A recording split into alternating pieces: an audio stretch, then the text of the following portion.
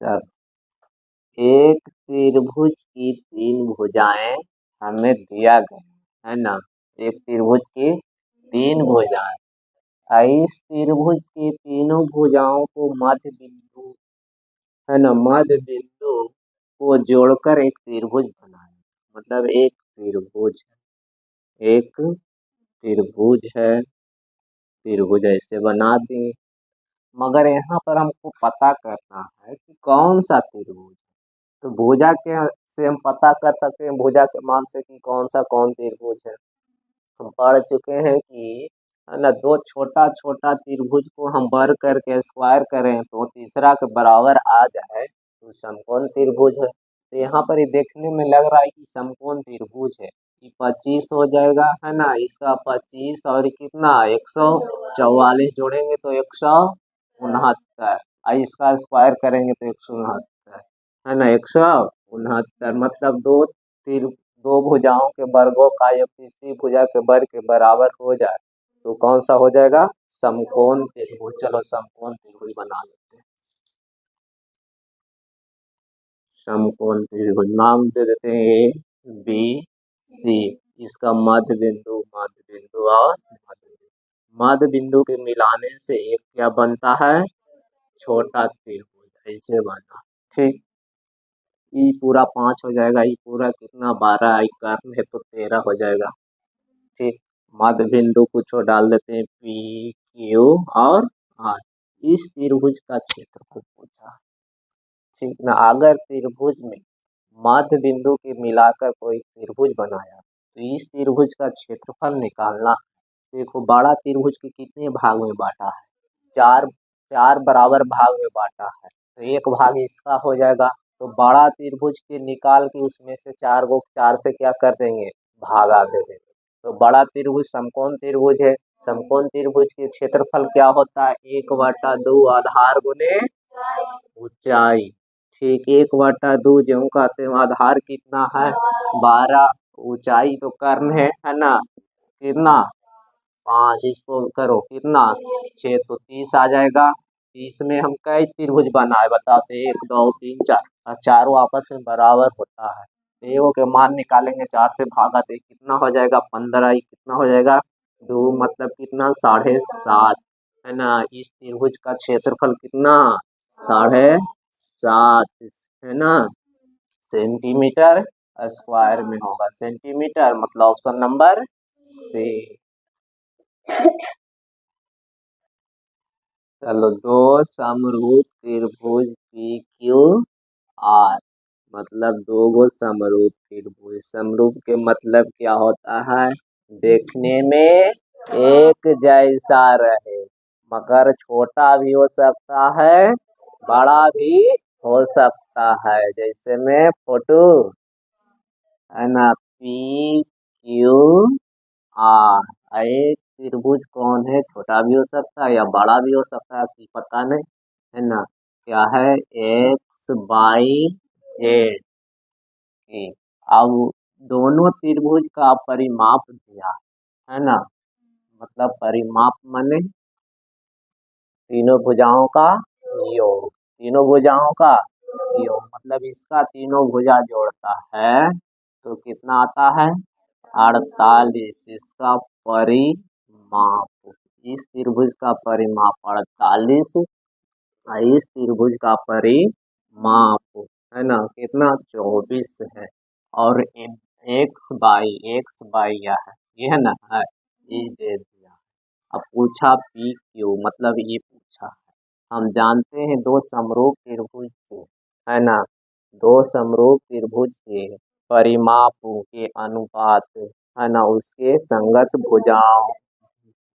भुजा के अनुपात के बराबर। दो समरूप त्रिभुज के मतलब परिमाप के अनुपात, मतलब त्रिभुज पी क्यू आर का ई परिमाप बटा त्रिभुज है ना एक्स एक्स बाई जेड की परिमाप बराबर में क्या होता है, उसके संगत भुजा। मतलब ई भुजा इसका संगत हो गया, ई भुजा इसका संगत, ई भुजा इसका संगत। मतलब दो समरूप त्रिभुज के परिमाप के अनुपात बराबर उसके संगत भुजा के बराबर होता है। तो संगत पहले कौन त्रिभुज देखे, ई वाला ना, इसका भुजा कौन है, पी क्यू। इसका संगत भुजा इस त्रिभुज में कितना हुआ, एक्स वाई, तो इसका मान कितना है 12।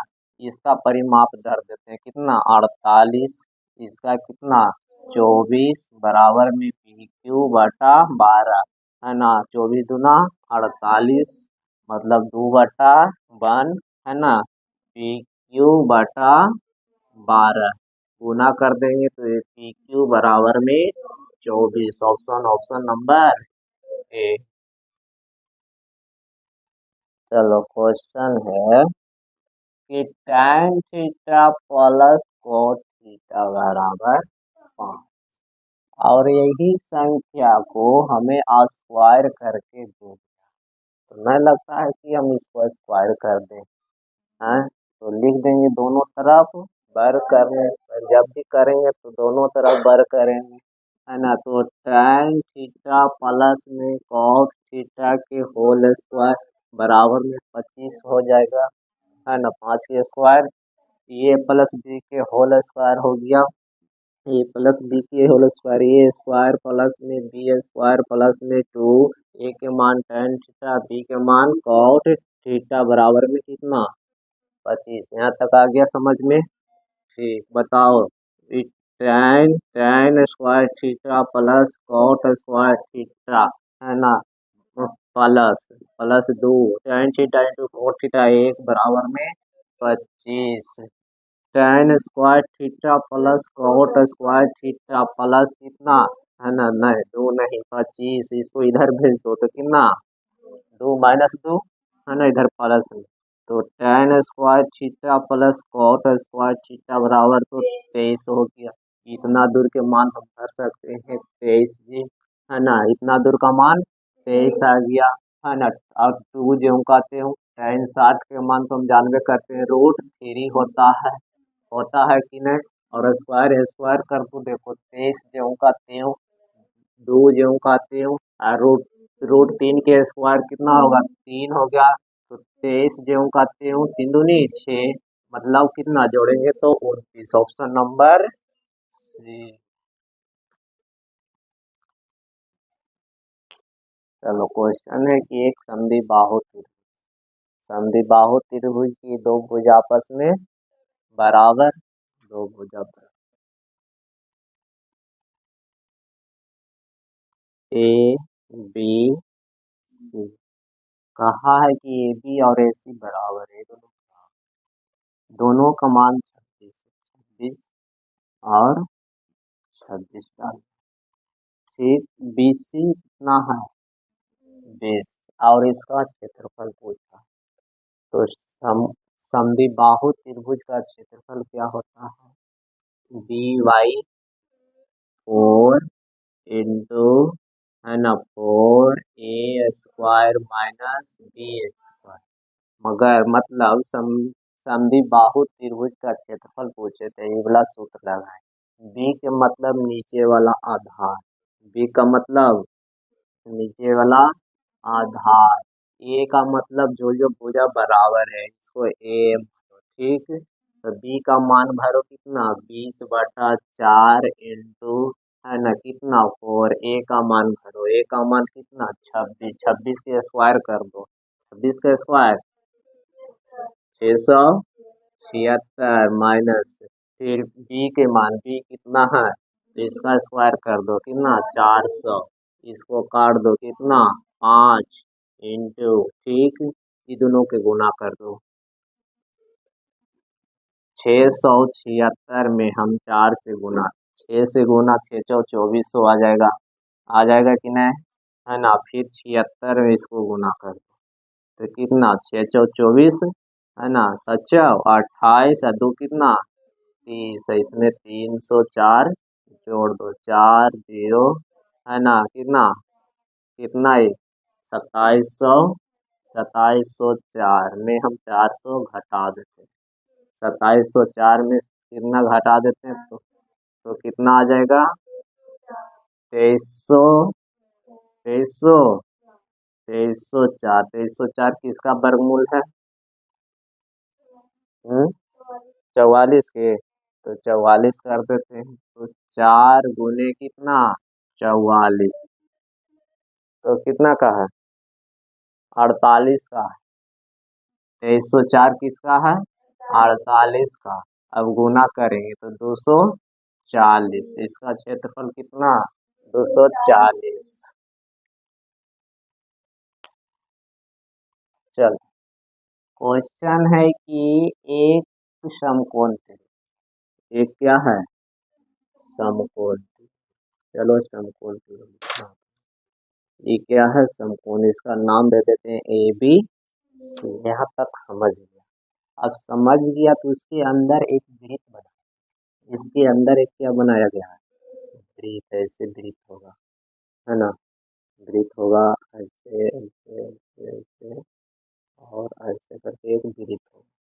ठीक, वृत्त है, इसके अंदर वृत्त है, और इसका केंद्र यहाँ होगा, होगा कि नहीं? और त्रिज्या की बात किया, त्रिज्या होगा, जैसे त्रिज्या हो सकता है ऐसे त्रिज्या हो सकता है, हो सकता है कि नहीं?